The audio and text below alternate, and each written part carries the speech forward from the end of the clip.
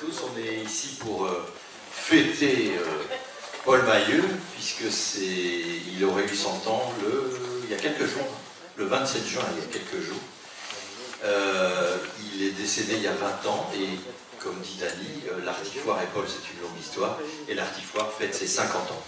Donc il y a un triple anniversaire aujourd'hui, et puis on a choisi ce moment pour sortir le deuxième volume des Dits du Cahuan, qu'il a écrit c'était en fait une chronique dominicale du Nord-Éclair, journal transfrontalier à l'époque, et ces Dits du Cahuan dormaient dans les archives du Nord-Éclair, et on s'est dit qu'on n'allait pas les laisser dormir. Moi, je suis retraité depuis 1 an, mais avant de partir, j'avais demandé à la Maison de la Culture, il faut quand même qu'on sorte ça, c'est un projet que j'ai depuis longtemps.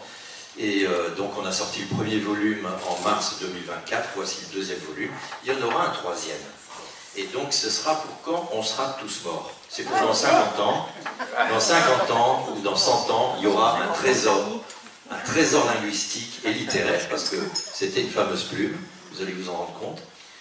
C'est un trésor qu'on pourra exhumer.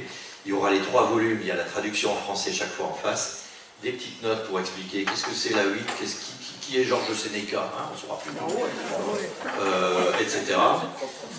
Et donc, je vais aussi les enregistrer. La Maison de la Culture est en ce moment en train d'aménager un studio d'enregistrement, et je vais sans doute être un des premiers à en profiter. Voilà, donc il y aura dans un coffre-fort du Paul Mayeux pour les générations futures.